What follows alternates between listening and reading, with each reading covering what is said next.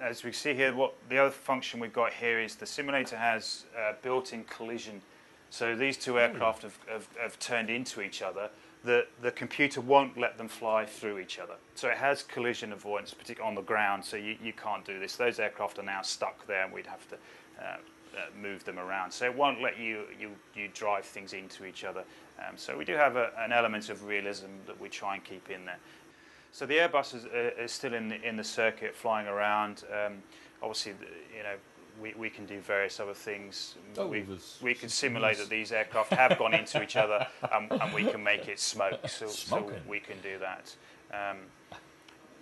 So that's as best as we can get to a crash, if you like. Yes. The computer won't let you actually burst into flames and do stuff. We can make smoke, but that for what we're trying to teach is all we need. We don't need to be able to teach crashes. This rare crash scenario, what then is the controller's role? Yeah, well, as a controller, your main role is to prevent collisions between aircraft and then prevent collisions. So this is an epic fail. Yeah, so we prevent collisions between aircraft in the air and prevent collisions between aircraft on the manoeuvring area, which is any of our tarmac areas here, and collision and obstructions on that area. So we're responsible for all of that. We have a fire section. And we have, most airports have their own fire section available, and they are there to deal with any emergencies. As a controller, then I take action to get the fire vehicles and the rescue vehicles from their base onto the manoeuvring areas to assist. So within Airways, we have a standard emergency message form which we teach our students to fill in. And then they would pass these details over the radio to our rescue vehicles. And we have three stages of an emergency. So we have a local standby where an aircraft has something wrong, and this is typically done if you have a medical emergency on board or something minor has gone wrong with the aircraft, and we bring the fire section to readiness in their vehicles, but they stay at the fire section. We then go full emergency, where the aircraft has a more serious problem. It may be that a twin-engine aircraft has one engine failed. So we've now got a potential for something to go wrong when it's landing. So we then go for full emergency, and we then bring the fire section to readiness, but we deploy them on the airfield to assist if something should go wrong. And then we have a crash. Crash is typically, we have a crash alarm, we hit the red button, the alarm goes off, the rescue fire goes straight to their vehicles, and we pass all the information over the radio, and they come and assist straight away. And we control that. Once the fire vehicles are moving and assisting, then the crew commander, the fire chief, the head fireman, if you like, he takes over, and then he will deal with the emergency, actually dealing with the aircraft. Our role then becomes to keep the rest of our planes safe and work out what we're going to do with the rest of our aircraft while the rescue fire deal with the emergency that's going on.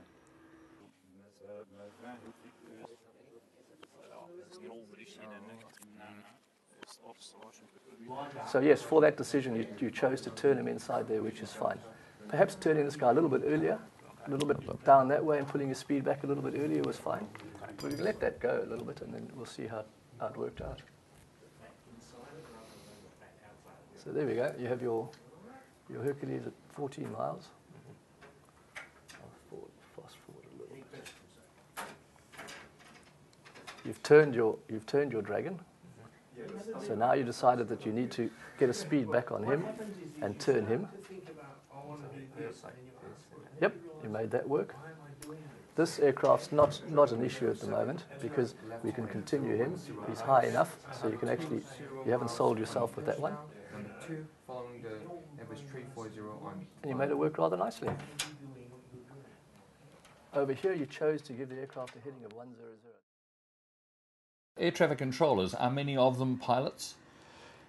It's a strange world because at the beginning, in my day anyway, they wanted you to train to be a pilot, but they realized that the money was better in those days to be a pilot. So what they were doing is training up a controller, and as soon as he got his private pilot license, off he'd go commercially, and they'd lose him. But these days, they're beginning to, the salaries and the package for air traffic controllers increased enormously, and comparatively to pilots actually. So what the ideal is, as our Hong Kong students are doing, is they're doing the the PPL, and then going back, taking all that knowledge into an air traffic environment, which is ideal. So why are Hong Kong students and Saudi students coming to New Zealand? Don't they have a school in their home countries? Very good question you ask. The Saudi students like to come to New Zealand because of the English factor. It has a very good reputation worldwide. Airways has a very good reputation worldwide, and they come to really master English, stop talking their home language Arabic. Everything becomes English. They spend almost 2 years here. By the time they go back to Saudi, the English has improved because ICAO require that anybody working or talking on the radio has to have what they call an English language proficiency 4. And that means it's enough basic English to be able to speak on the radio, whether it be your tug driver or whoever's going to be operating radio needs to have this 4. And what would happen then after 6 months, he needs to increase to a 5 and eventually to a 6. So English-speaking people who speak English at home would have English language proficiency 6.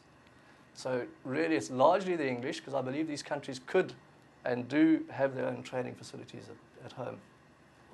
But with a simulator like this, it's an extremely good simulator. I have to admit, at first I had my doubts running 26 to 30 exercises a day, and we did it. The reliability is really quite amazing. It's a computer-based, and of course, as that technology evolves, we all do better with it. But yes, extremely reliable, day in, day out, a good piece of kit. It's funny sitting here with Palmerston because I've never worked Palmerston Tower myself. Yes. So if you ask me, so where did you work? I worked in Johannesburg, then I worked in Abu Dhabi. Salalah in Oman. Then I worked in Abu Dhabi, where the traffic just was unbelievable. When I started in 1994, we had about 550 movements a day. When I left in 2010, we were up to about 1,700 movements a day, and those are all big jets, heavies, medium jets. And then I liked New Zealand. I came here for a holiday, and I thought, actually it was my wife who said, well, why don't you think about getting a job here? And I thought, okay. And I went and spoke to Airways and said, this is what I have. If you have any jobs going, let me know. And they said, funnily enough, we happen to have a Saudi course coming up, and with your experience in the Middle East, you could be quite useful. And here I am.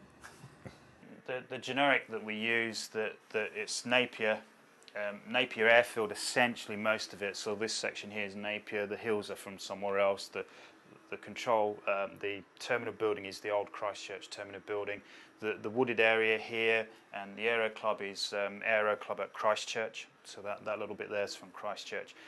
So it's a mix of various shots that we've got to make our training airfield.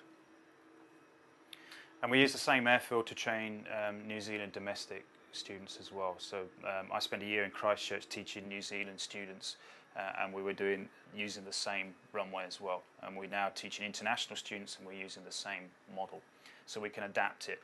We're teaching Hong Kong at the moment, so we've got Cathay Pacific, Dragon Air, China Southern, so we can put the aircraft to the region and the students that we're teaching. We're starting a Saudi Arabia course next month, so we will change these to Saudi Air and the airlines from the Middle East. So we can do snow, hail, rain. We can bring in fog, and we can generally reduce the visibility. So we could, without any precipitation, we could bring it down to fog or haze or mist. So we can. How we can do all windy this. can you make it? I haven't tried, but we can probably make it quite very windy. We can probably go 60, 70 knots, so they're as windy as you like, really. You get the angle on the wind, on the rain, then it'll blow into the wind. There you go. So look at that. So now, once you've got the... right. Yes.